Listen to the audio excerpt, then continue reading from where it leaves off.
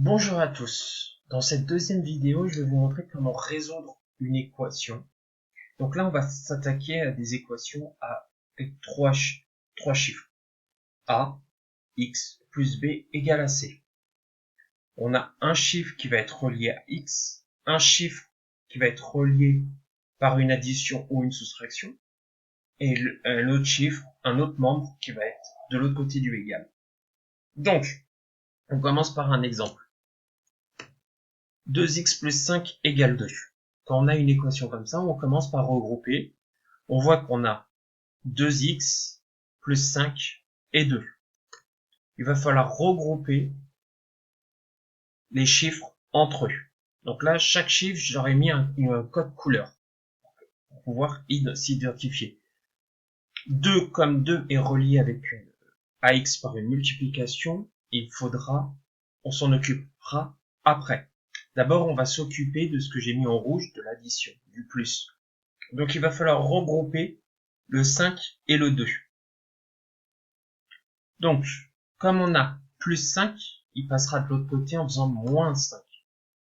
Donc, l'équation devient 2x égale 2 moins 5. Ensuite, on fait une simple soustraction entre 2 et moins 5, ça fait moins 3. Donc, l'équation devient 2x égale à moins 3. On a simplifié l'équation. Maintenant, il faudra isoler x. Isoler, ça veut dire trouver la valeur de x. Donc, comme on a 2x égale à moins 3, le 2 est relié par une multiplication, il passera de l'autre côté du égal en devenant une division. Donc ça fait moins 3 divisé par 2.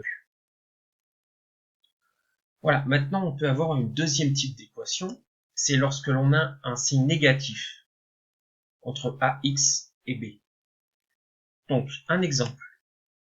3x moins 4 égale à 7.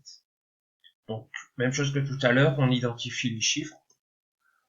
J'ai mis 3x, donc 3 est relié avec x par une multiplication, on s'en occupera après.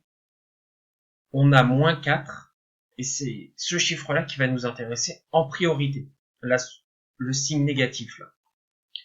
Donc, moins 4, il va passer de l'autre côté, en regroupant les chiffres entre eux. Pour passer de l'autre côté, le signe négatif qui est là va devenir positif.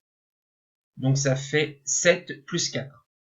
7 plus 4, ça fait 11, une simple addition. Donc on a 3x égale à 11. Maintenant, on va pouvoir regrouper les x.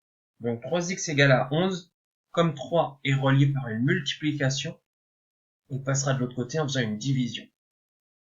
Voilà, j'espère avoir été clair, et je vous remercie de votre attention.